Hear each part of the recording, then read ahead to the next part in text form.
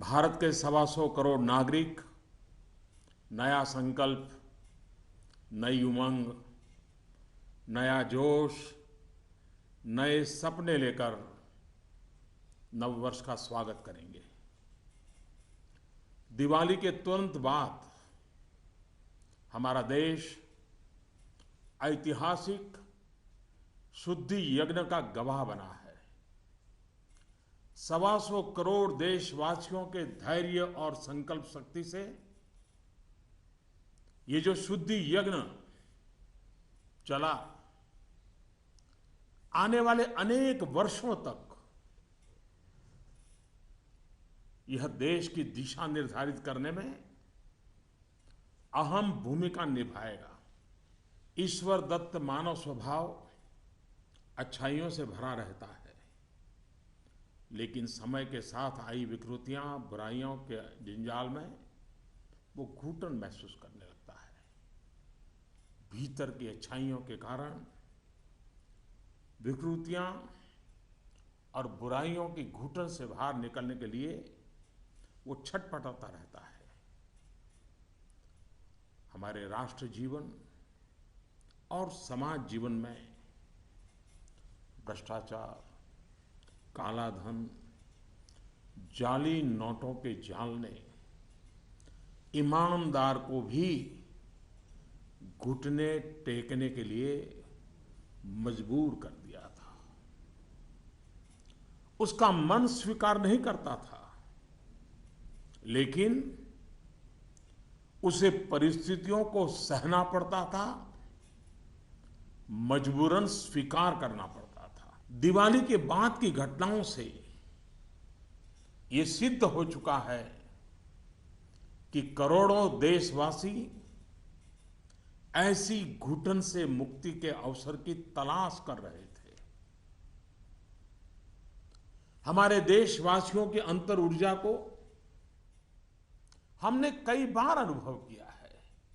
चाहे सन 62 की लड़ाई हो, 65 की लड़ाई हो, 71 की लड़ाई हो, करगिल का युद्ध हो, भारत के कोटि कोटि नागरिकों की संगठित शक्तियों और अप्रतिम देशभक्ति के हमने दर्शन किए हैं। कभी ना कभी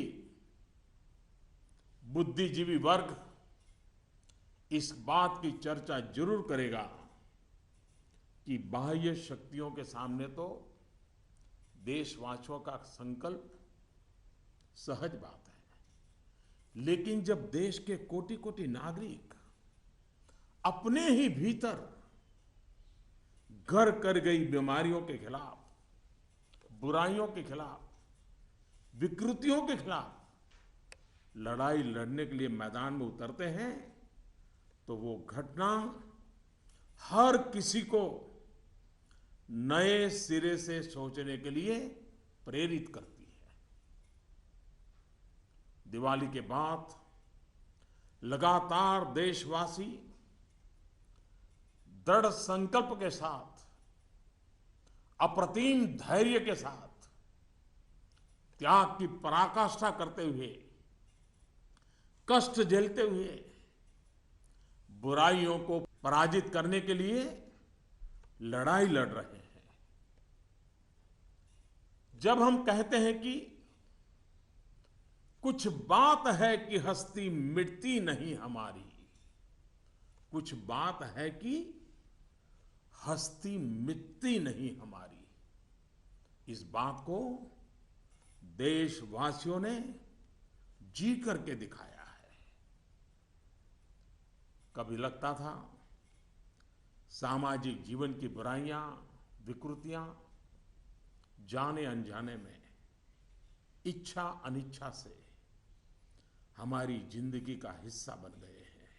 लेकिन 8 नवंबर के बाद की घटनाएं हमें पुनर्विचार करने के लिए मजबूर करती हैं। 125 करोड़ देशवासियों ने तकलीफें झेलकर, कष्ट उठाकर ये सिद्ध कर दिया है कि हर हिंदुस्तानी के लिए सच्चाई और अच्छाई कितनी अहमियत रखती है। काल के कपाल पर यह अंकित हो चुका है कि जनशक्ति का सामर्थ्य क्या होता है, उत्तम अनुशासन किसे कहते हैं, अपप्रचार की आंधी में सत्य को पहचानने की विवेक बुद्धि किसे कहते हैं, सामर्थ्यवान बेबाक बेईमान के सामने ईमानदारी का संकल्प कैसे विजय पाता है, गरीबी से बाहर निकलने को आतुर जिंदगी भव्य भारत के निर्माण के लिए क्या कुछ नहीं कर सकती। देशवासियों ने जो कष्ट झेला है वो भारत के उज्जवल भविष्य के लिए नागरिकों के त्याग की मिसाल है। 125 करोड़ देशवासियों ने संकल्पबद्ध होकर अपने पुरुषार्थ से, अपने परिश्रम से, अपने पसीने से उज्जवल भविष्य की आधारशिला रखी है। आमतौर पर जब अच्छाई के लिए आंदोलन होते हैं तो सरकार और जनता आमने सामने होती है। यह इतिहास की ऐसी मिसाल है जिसमें सच्चाई और अच्छाई के लिए सरकार और जनता दोनों मिलकर कंधे से कंधा मिलाकर लड़ाई लड़ रहे हैं। मेरे प्यारे देशवासियों, मैं जानता हूं कि बीते दिनों आपको अपना ही पैसा निकालने के लिए घंटों लाइन में लगना पड़ा, परेशानी उठानी पड़ी। इस दौरान मुझे सैकड़ों हजारों चिट्ठियां भी मिली हैं। हर किसी ने अपने विचार रखे हैं, संकल्प भी दोहराया है, साथ ही साथ अपना दर्द भी मुझसे साझा किया है। इन सब में एक बात मैंने हमेशा अनुभव की, आपने मुझे अपना मानकर के बातें कही हैं। भ्रष्टाचार, काला धन, जाली नोट के खिलाफ लड़ाई में आप एक कदम भी पीछे नहीं रहना चाहते हैं। आपका ये प्यार आशीर्वाद की तरह है। अब प्रयास यह है कि नववर्ष में हो सके उतना जल्दी बैंकों को सामान्य स्थिति की तरफ ले जाया जाए। सरकार में इस विषय से जुड़े सभी जिम्मेदार व्यक्तियों से कहा गया है कि बैंकिंग व्यवस्था को सामान्य करने पर ध्यान केंद्रित किया जाए। विशेषकर ग्रामीण इलाकों में, दूर दराज वाले इलाकों में प्रोएक्टिव होकर के हर छोटी से छोटी कमी को दूर किया जाए ताकि गांव के नागरिकों की, किसानों की कठिनाइयां खत्म हो। प्यारे भाइयों और बहनों, हिंदुस्तान ने जो करके दिखाया है, ऐसा विश्व में तुलना करने के लिए कोई उदाहरण नहीं है। बीते कुछ वर्षों में 1000 और 500 के नोट सामान्य प्रचलन में कम और पैरेलल इकोनॉमी में ज्यादा चल रहे थे। हमारी समकक्ष जो अर्थव्यवस्था वाले देशों में भी इतना कैश नहीं होता जितना हमारे यहां पहाड़ के पहाड़ हो गए। हमारी अर्थव्यवस्था में बेतहाशा बढ़े हुए नोट महंगाई बढ़ा रहे थे, काला बाजारी बढ़ा रहे थे, देश के गरीब से उसका अधिकार छीन रहे थे। अर्थव्यवस्था में कैश का अभाव, नगद का अभाव तकलीफदेह है। तो हम ये भी न भूले, कैश का प्रभाव, नगद का प्रभाव और अधिक तकलीफदेह होता है। हमारा ये प्रयास है कि इसका संतुलन बना रहे। एक बात में सभी अर्थशास्त्रियों की सहमति है कि कैश अथवा नगद अगर अर्थव्यवस्था से बाहर होते हैं तो विपत्ति है। वही कैश या नकद अगर अर्थव्यवस्था की मुख्य धारा में हो तो विकास का साधन बनता है। इन दिनों करोड़ों देशवासियों ने जिस धैर्य, अनुशासन और संकल्प शक्ति के दर्शन कराए हैं, अगर आज लाल बहादुर शास्त्री होते, जयप्रकाश नारायण होते, राम मनोहर लोहिया होते, कामराज जी होते, तो अवश्य देशवासियों को भरपूर आशीर्वाद देते। किसी भी देश के लिए ये एक शुभ संकेत है कि उसके नागरिक कानून और नियमों का पालन करते हुए गरीबों की सेवा में, सरकार की सहायता के लिए मुख्य धारा में वापस आना चाहते हैं। इन दिनों इतने अच्छे अच्छे उदाहरण सामने आए हैं जिसका वर्णन करने में हफ्तों बीत जाए।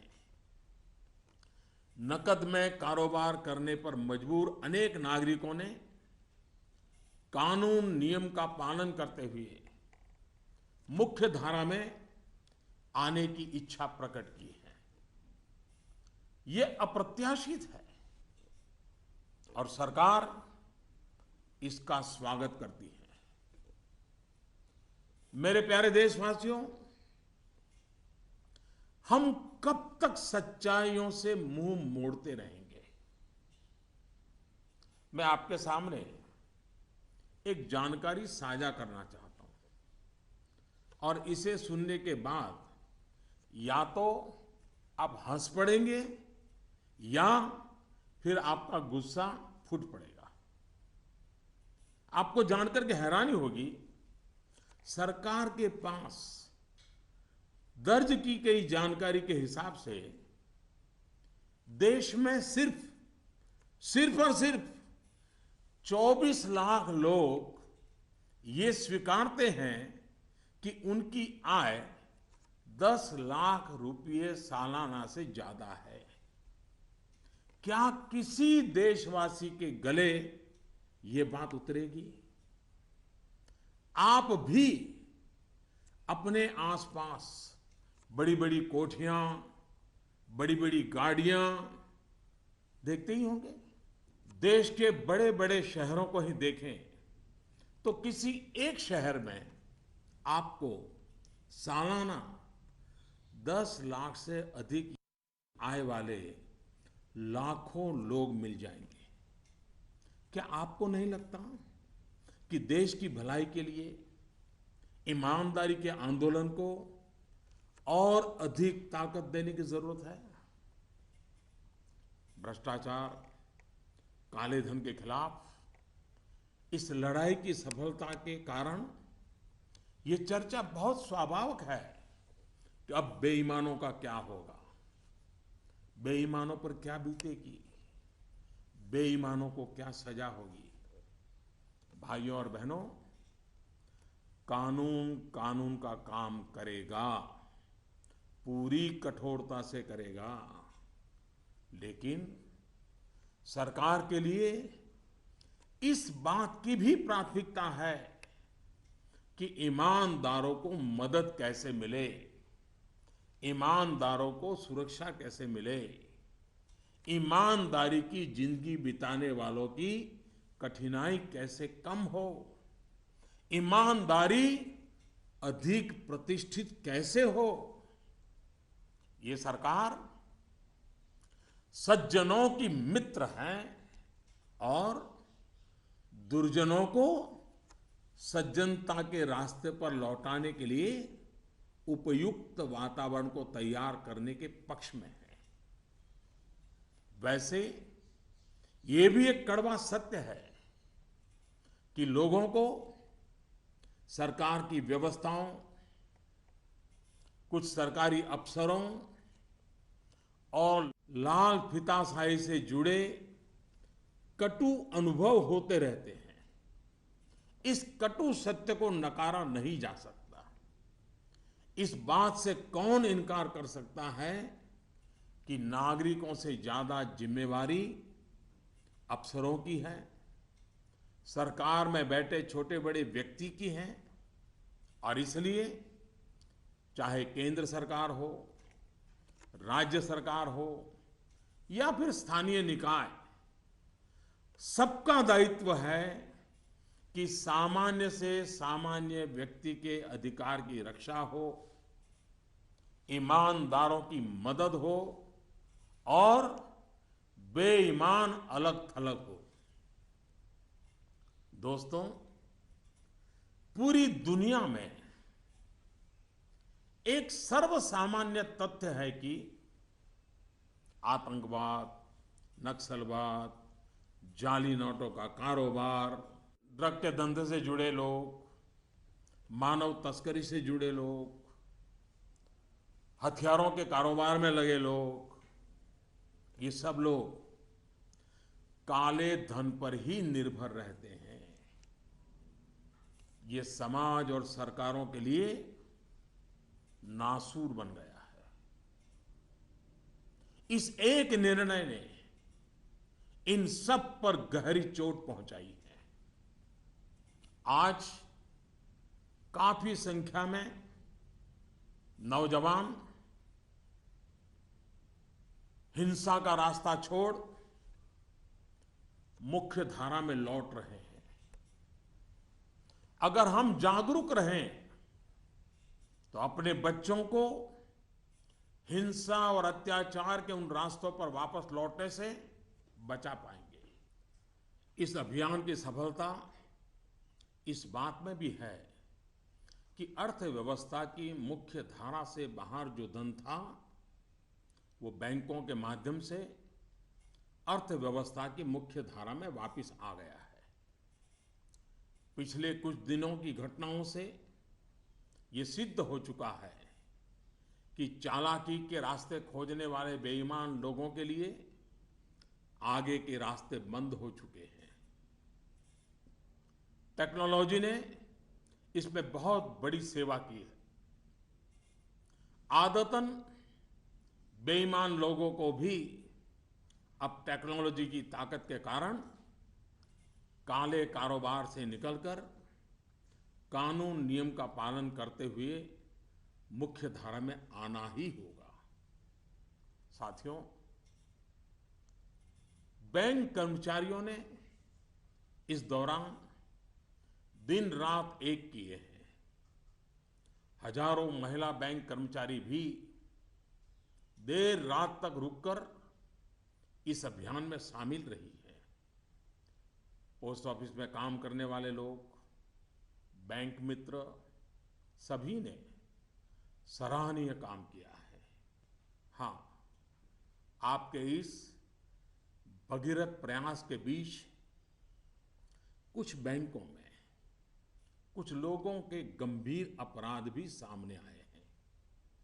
कहीं-कहीं सरकारी कर्मचारियों ने भी गंभीर अपराध किए हैं और आदतन फायदा उठाने का निर्लज्ज प्रयास भी हुआ है। इन्हें बख्शा नहीं जाएगा। भाइयों बहनों, देश के बैंकिंग सिस्टम के लिए एक स्वर्णिम अवसर है। इस ऐतिहासिक अवसर पर मैं देश के सभी बैंकों से आग्रहपूर्वक एक बात कहना चाहता हूं। इतिहास गवाह है कि हिंदुस्तान की बैंकों के पास एक साथ इतनी बड़ी मात्रा में इतने कम समय में धन का भंडार पहले कभी नहीं आया था। बैंकों की स्वतंत्रता का आदर करते हुए मेरा आग्रह है कि बैंक अपनी परंपरागत प्राथमिकताओं से बाहर निकलकर अब देश के गरीब, निम्न मध्यम वर्ग और मध्यम वर्ग को केंद्र में रखकर अपने कार्य का आयोजन करें। आज पूरा हिंदुस्तान जब पंडित दीनदयाल उपाध्याय की जन्म शताब्दी वर्ष को गरीब कल्याण वर्ष के रूप में मना रहा है, तब बैंक भी लोकहित के, गरीब कल्याण के इस अवसर को हाथ से न जाने दे। हो सके उतना जल्दी लोकहित में उचित निर्णय करें और उचित कदम उठाएं। जब निश्चित लक्ष्य के साथ नीति बनती है, योजनाएं बनती हैं, तो लाभार्थी का सशक्तिकरण तो होता ही है, साथ साथ इसके तात्कालिक और दूरगामी फल भी अवश्य मिलते हैं। पाई पाई पर बारीक नजर रहती है और इससे अच्छे परिणामों की संभावना भी पक्की होती है। गांव, गरीब, किसान, दलित, पीड़ित, शोषित, वंचित और हमारी महिलाएं जितनी सशक्त होगी, आर्थिक रूप से अपने पैरों पर खड़ी होगी, देश उतना ही मजबूत बनेगा और विकास भी उतना ही तेज होगा।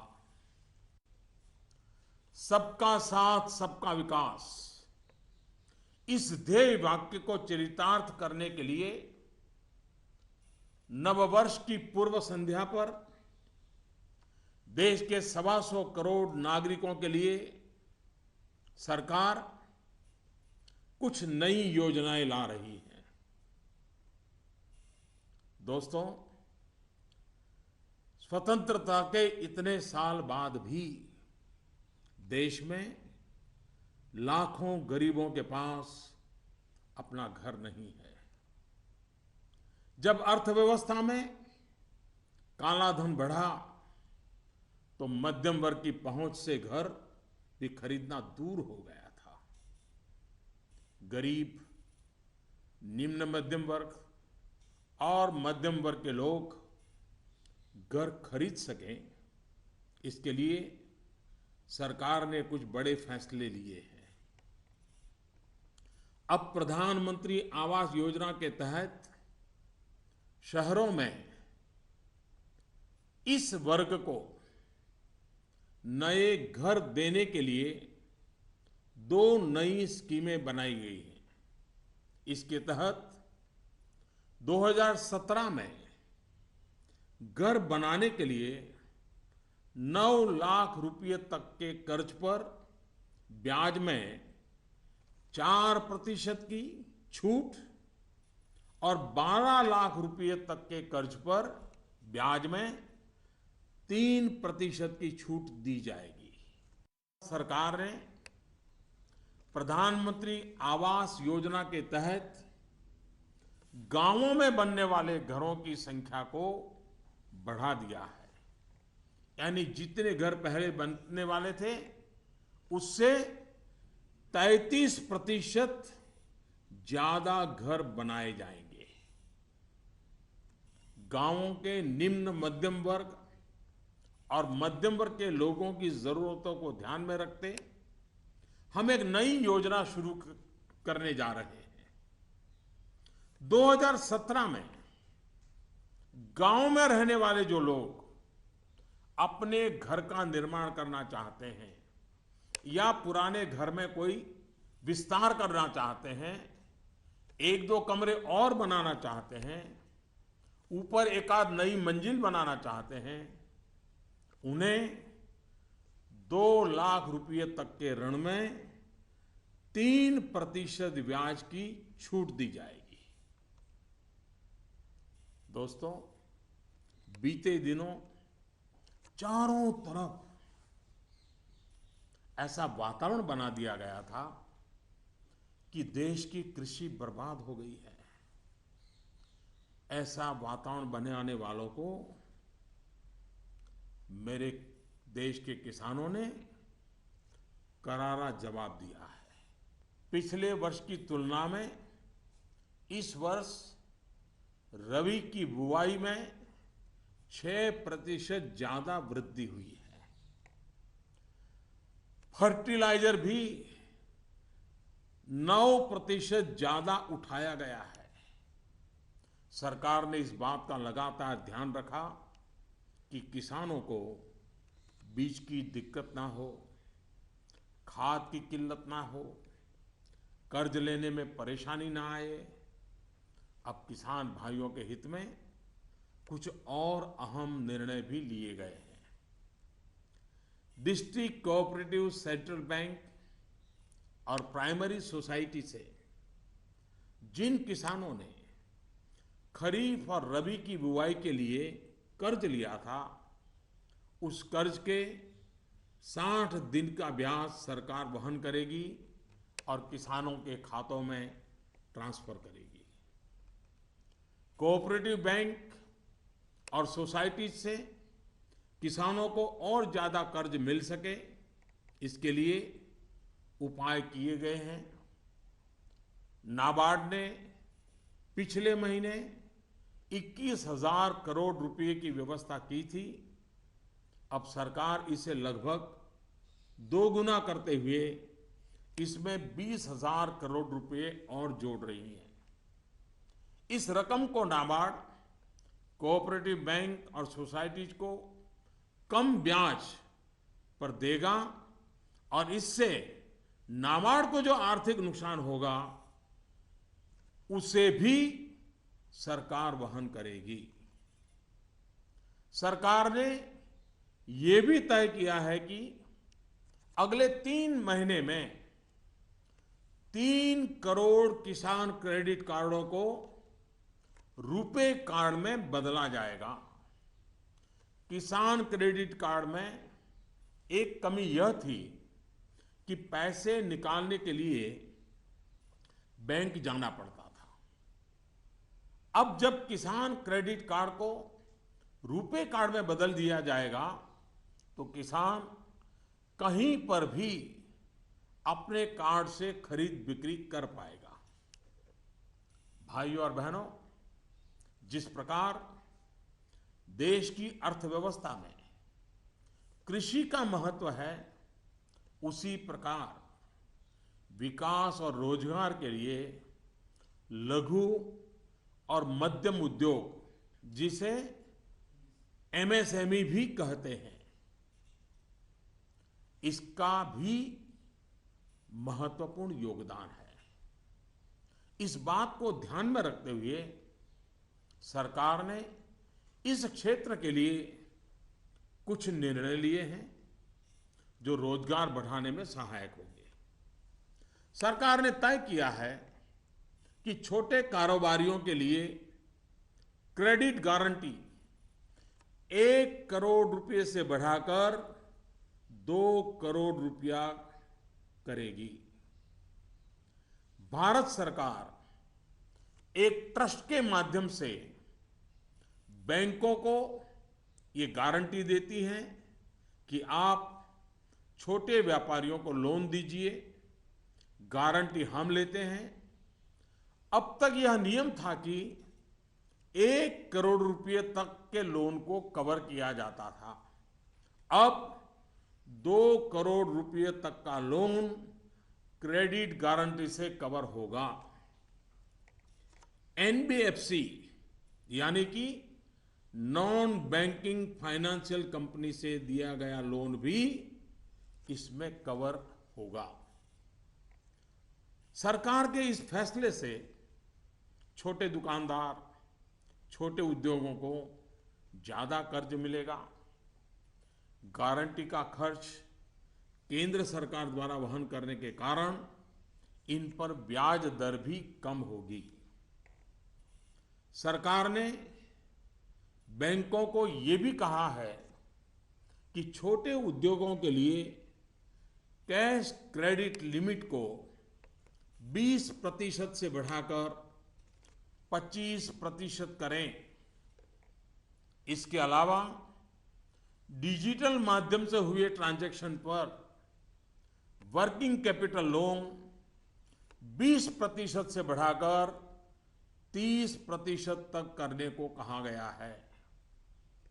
नवंबर में इस सेक्टर से जुड़े बहुत से लोगों ने कैश डिपॉजिट किया है। बैंकों को कहा गया है कि वर्किंग कैपिटल तय करते वक्त इस बात का भी संज्ञान लिया जाए। कुछ दिन पहले ही सरकार ने छोटे कारोबारियों को टैक्स में बहुत बड़ी राहत देने का भी निश्चय किया था।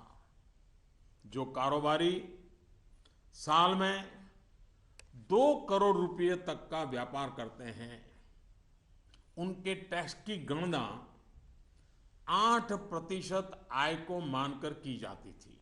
अब ऐसे व्यापारी के डिजिटल लेन देन पर टैक्स की गणना 6% आय मानकर के की जाएगी। इस तरह उनका टैक्स काफी कम हो जाएगा। दोस्तों, मुद्रा योजना की सफलता निश्चित तौर पर बहुत ही उत्साहवर्धक रही है। पिछले साल करीब करीब 3.5 करोड़ लोगों ने इसका फायदा उठाया है। दलित, आदिवासी, पिछड़ों एवं महिलाओं को प्राथमिकता देते हुए सरकार का इसे अब डबल करने का इरादा है। मैं माताओं बहनों से भी एक बात करना चाहता हूं। गर्भवती महिलाओं के लिए भी एक देशव्यापी योजना की शुरुआत की जा रही है।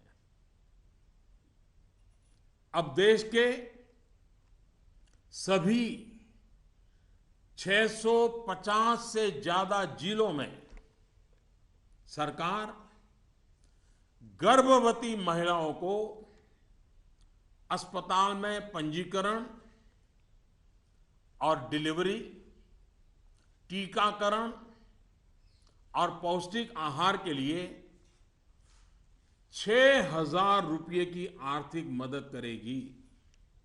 ये राशि गर्भवती महिलाओं के अकाउंट में ट्रांसफर की जाएगी, सीधी उनके खाते में जमा कर दी जाएगी। देश में माता मृत्यु दर को कम करने में इस योजना से बड़ी सहायता मिलेगी। वर्तमान में ये योजना सिर्फ 4,000 रुपये की आर्थिक मदद और पायलट प्रोजेक्ट के रूप में सिर्फ 53 जिलों में चलाई जा रही है। भारत में सीनियर सिटीजन्स, वरिष्ठ नागरिकों की संख्या भी बहुत है। सरकार ने सीनियर सिटीजन्स का भी विशेष ध्यान रखा है। सरकार वरिष्ठ नागरिकों के लिए भी एक स्कीम शुरू करने जा रही है। बैंक में ज्यादा पैसा आने पर अक्सर बैंक डिपॉजिट पर इंटरेस्ट रेट घटा देते हैं। वरिष्ठ नागरिकों पर इसका प्रभाव ना हो इसलिए 7.5 लाख रुपए तक की राशि पर 10 साल तक के लिए सालाना 8% का इंटरेस्ट रेट ब्याज दर सुरक्षित किया जाएगा। ब्याज की ये राशि वरिष्ठ नागरिक हर महीने प्राप्त कर सकते हैं। भ्रष्टाचार, काला धन की जब भी चर्चा होती है तो राजनेता, राजनीतिक दल, चुनाव का खर्च, ये सारी बातें चर्चा के केंद्र में रहती है। अब वक्त आ चुका है कि सभी राजनेता और सभी राजनीतिक दल देश के ईमानदार नागरिकों की भावनाओं का आदर करें, जनता के आक्रोश को समझें। ये बात सही है कि राजनीतिक दलों ने समय समय पर व्यवस्था में सुधार के लिए सार्थक प्रयास भी किए हैं। सभी दलों ने मिलकर के स्वेच्छा से अपने ऊपर बंधनों को स्वीकार किया है। आज आवश्यकता है कि सभी राजनेता और सभी राजनीतिक दल होलियर देन दाऊ इससे अलग हट करके, मिल बैठ करके पारदर्शिता को प्राथमिकता देते हुए भ्रष्टाचार और काले धन से राजनीतिक दलों को मुक्त कराने की दिशा में सही कदम उठाएं। हमारे देश में सामान्य नागरिक से लेकर के राष्ट्रपति जी तक सभी ने लोकसभा, विधानसभा का चुनाव साथ साथ कराए जाने के बारे में कभी न कभी कहा है। आए दिन चल रहे चुनावी चक्र, उससे उत्पन्न आर्थिक बोझ तथा प्रशासन व्यवस्था पर बने बोझ से मुक्ति पाने की बात का समर्थन किया है। अब समय आ गया है कि इस पर बहस हो, सार्थक बहस हो और रास्ता खोजा जाए। हमारे देश में हर सकारात्मक परिवर्तन के लिए हमेशा स्थान रहा है। अब डिजिटल लेन देन, ऑनलाइन पेमेंट या ई पेमेंट को लेकर के समाज में काफी सकारात्मक परिवर्तन देखा जा रहा है। ज्यादा से ज्यादा लोग इससे जुड़ रहे हैं। कल ही सरकार ने बाबा साहेब भीमराव अंबेडकर के नाम पर डिजिटल ट्रांजैक्शन के लिए पूरी तरह एक स्वदेशी प्लेटफॉर्म भीम लॉन्च किया है। भीम यानी भारत इंटरफेस फॉर मनी। मैं देश के युवाओं से, व्यापारी वर्ग से, किसानों से आग्रह करता हूं कि भीम से ज्यादा जुड़े। साथियों, दिवाली के बाद जो घटनाक्रम रहा, निर्णय हुए, नीतियां बनी, इनका मूल्यांकन अर्थशास्त्री तो करेंगे ही, लेकिन अच्छा होगा कि देश के समाजशास्त्री, इतिहासविद भी इस पूरे घटनाक्रम, निर्णय और नीतियों का मूल्यांकन करें। एक राष्ट्र के रूप में भारत का गांव, गरीब, किसान, युवा, पढ़े लिखे, अनपढ़, पुरुष, महिला, सबने अप्रतिम धैर्य और लोक शक्ति का दर्शन कराया है। कुछ समय के बाद 2017 का नया वर्ष प्रारंभ होगा। आज से ठीक 100 साल पहले 1917 में महात्मा गांधी के नेतृत्व में चंपारण में पहली बार सत्याग्रह का आंदोलन आरंभ हुआ था। इन दिनों हमने देखा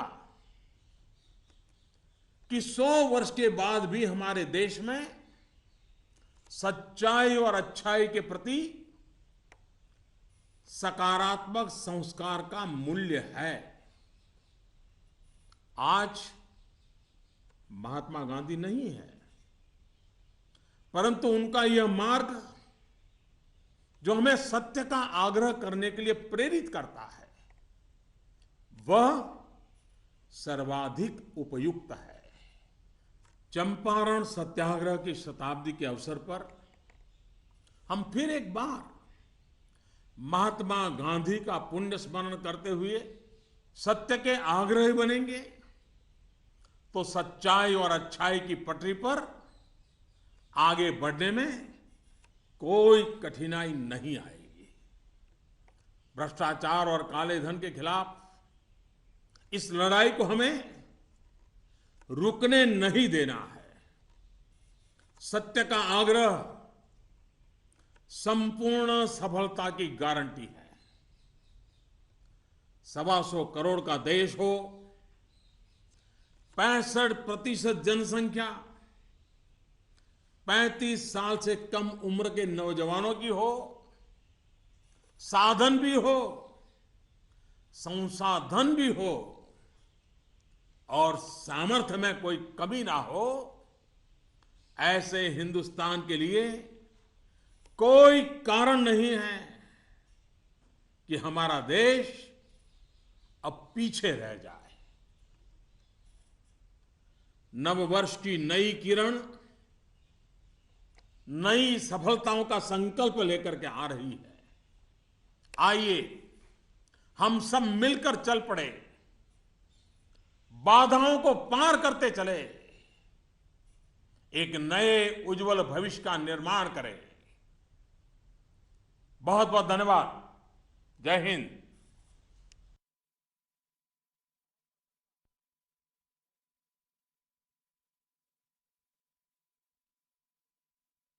My fellow citizens, Namaskar. In a few hours, we will be ushering in the new year of 2017. 125 crore Indians will join the rest of the world in welcoming it with new hope, new energy, and new dreams.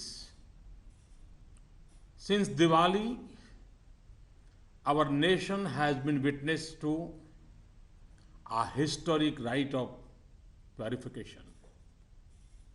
The patience, discipline, and resolve displayed by 125 crore Indians will play a critical role in shaping the future of the nation for years to come. In God's creation, humans are endowed with fundamental goodness. With time, the distortions of badness creep in. People feel suffocated in a bad environment and struggle to come out of it. Corruption, black money, and counterfeit notes had become so rampant in India's social fabric that even honest people were brought to their knees. People were forced by circumstances in defiance of their inherent goodness it seems at times that the evils and corruptions of society, knowingly or unknowingly, intentionally or unintentionally, had become a part of our daily lives. Developments post Diwali have shown that crores of Indians were looking for an escape from this suffocation. We have, during the external aggressions of 1962, 1965, 1971, and Kargil, witnessed the intrinsic strength of our citizens, such as collective energy and patriotism, is understandable in the face of external threats. However, when crores of Indians unite to fight a war against internal evils, it is unparalleled. Indians have, with firm resolve and infinite patience, faced difficulties with a smile, redefining the concept of sacrifice. We have lived these ideals. 125 crore Indians have shown in their fortitude the importance we place in truth and goodness. This has been written on the sands of time. Indians have displayed the strength of people power, utmost discipline, and the ability to discern the truth in a storm of disinformation. They have shown that resolute honesty can defeat dishonesty. They have shown how much even people trapped in poverty are willing to do to build a glorious India. The people, through persistence, sweat, and toil, had demonstrated to the world an unparalleled example of citizen sacrifice for the brighter future of nation. Usually, when people's movements have arisen, the people and the government have been at loggerheads. It is historic that both the people and the government are on the same side in this battle against evil. The government is well aware that in this period you had to queue up and face difficulty in withdrawing your own money. I received letters from many people. They have shared their pain and sorrow with me, but also emphasized their support. You have talked to me as one of your own. In this fight against corruption and black money, it is clear that you wish to walk shoulder to shoulder with us. For us in government, this is a blessing. My effort is to take the banking system to normalcy as fast as possible in the new year. I have asked all concerned officers in the government to focus their attention to this task. They have especially been told to proactively resolve the problems in rural and remote areas. Friends, there is no precedent globally to what India has done. Nations similar to us do not have the amount of currency that we had. Over the last 10 to 12 years, 500 and 1000 rupees currency notes were used less for legitimate transactions and more for parallel economy. The excess of cash was fueling inflation and black marketing. It was denying the poor their due. Lack of cash causes difficulty, but excess of cash is even more troublesome. Our aim is to achieve a balance. Economists agree that when cash is outside the formal economy, it is a cause of worry.